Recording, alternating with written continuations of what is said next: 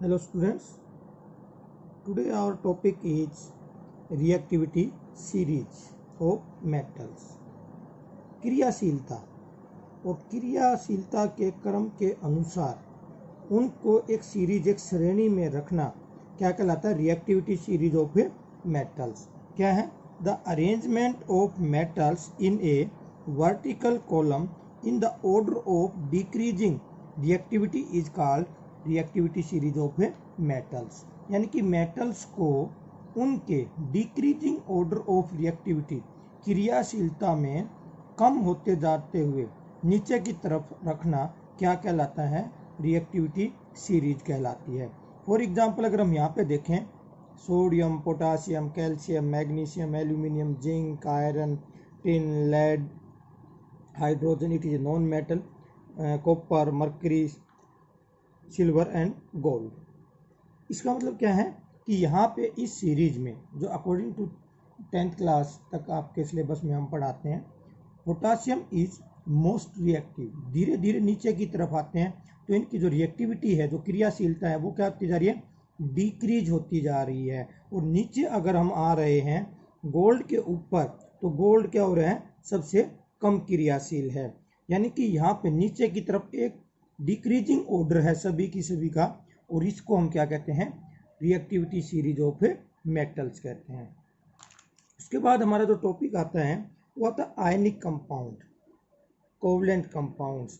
और फिर ये आयनिक और कोवलेंट कंपाउंड्स बनते कैसे हैं, और जब आयनिक कंपाउंड है तो आयंस का क्या रोल होता है, उसके बारे में अगर हम डिस्कस करें. जो आयनिक कंपाउंड हैं, ionic compound when metal react with non metal they form ionic compound. यानी कि आयनों के जुड़ने से, कंपाउंड कहते हैं यौगिक, दो आयंस आपस में जुड़ेंगे, और दो आयंस आपस में जुड़ें, it means they should be of opposite charge, positive and negative, and it is only possible when metals and non metals combine together.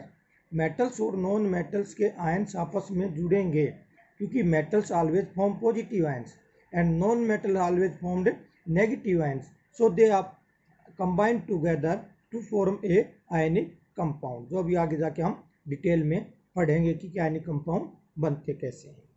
Second है कोवलेंट कंपाउंड.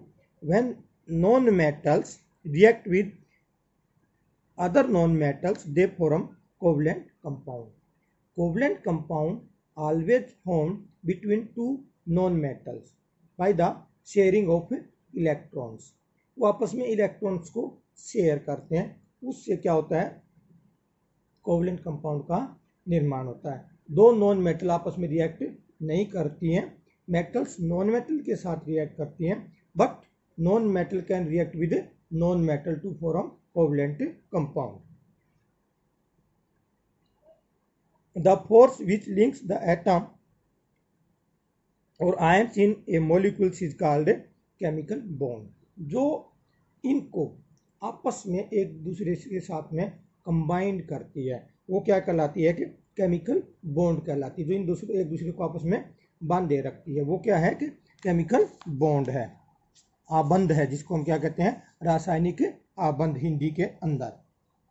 अब ये केमिकल बॉन्डिंग के कारण क्या है, किस कारण से बनती है, क्या क्या कारण है जो कि ये केमिकल बॉन्डिंग आपस में बन रही है?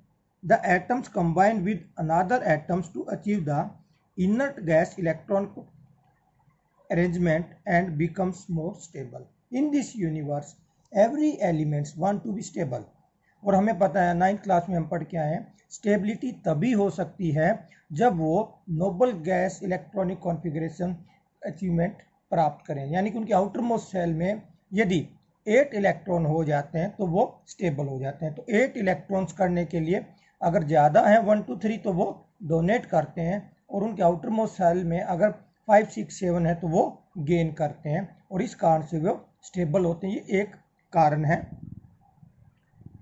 Atoms form the chemical bonds to achieve stability by acquiring the inert gas electron configuration.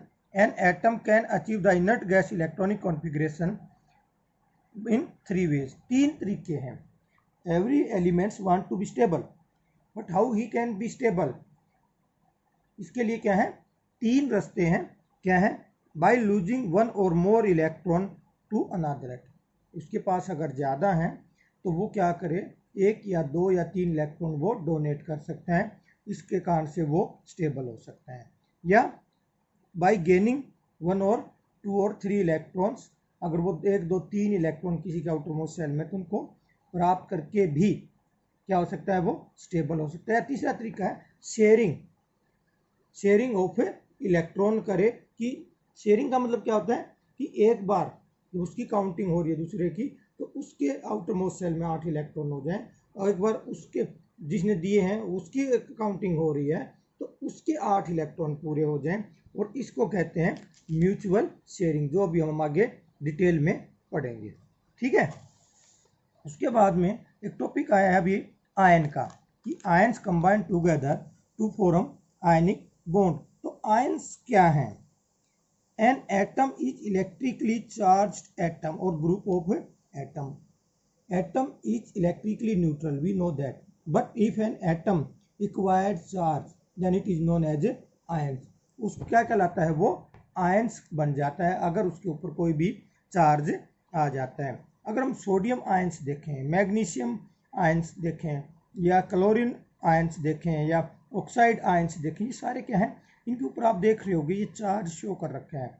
अगर इनके ऊपर चार्ज शो नहीं हो रहा है तो ये क्या है, क्लोरीन के, ऑक्सीजन के, सोडियम के, मैग्नीशियम के एटम्स थे, तब ये इलेक्ट्रिकली न्यूट्रल थे।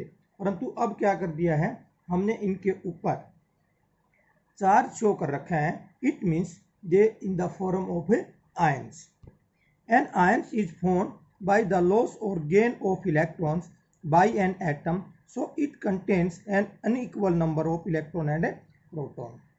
या तो वो नोबल गैस इलेक्ट्रॉनिक अचीवमेंट प्राप्त करने के लिए या तो इलेक्ट्रॉन्स को दे देता है या इलेक्ट्रॉन्स को वो ले लेता है, और इस लेने और देने की दौरान या तो उसके इलेक्ट्रॉनों की संख्या प्रोटॉनों से ज़्यादा हो जाती है या कम हो जाती है, और उसके ऊपर जो एक एटम्स के अंदर number of electron and number of protons are equal, वो क्या हो जाते हैं, अनइक्वल हो जाते हैं। और जो ज़्यादा हुआ, प्रोटॉन ज़्यादा हुए तो उसके ऊपर पॉजिटिव चार्ज आ जाता है, और अगर इलेक्ट्रॉन ज़्यादा हुए तो उसके ऊपर नेगेटिव चार्ज आ जाता है। टाइप कितनी है? 2 टाइप्स, एक कटायन और एक एनायंस। दो हैं, एक कटायंस है और एक anions. Cations is a positively charge ions है, cation is a positively charge हैं।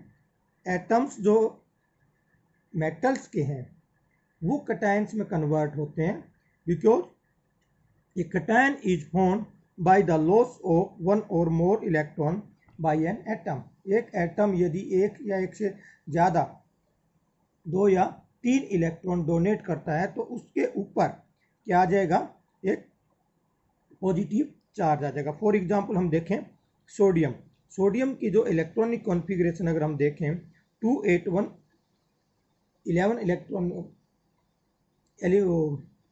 एटॉमिक नंबर है, उसमें से एक इलेक्ट्रॉन ये डोनेट करता है तो इसके ऊपर पॉजिटिव चार्ज आ गया, तो सोडियम का एक आयन आ गया, और इसको हम क्या बोलते हैं, कटायन बोलते हैं। ऐसे ही अगर हम एनायन की बात करें, एनायन क्या होते हैं, नेगेटिवली चार्ज होते हैं, और ये क्या होते हैं, वो बनाते हैं जिनको गेन करना होता है, यानी कि anion is formed by gaining one or more electron by an atom. एक एटम के द्वारा एक या एक से ज़्यादा इलेक्ट्रॉन जब वो गेन करते हैं, तो और गेन करती है हमेशा नॉन मेटल।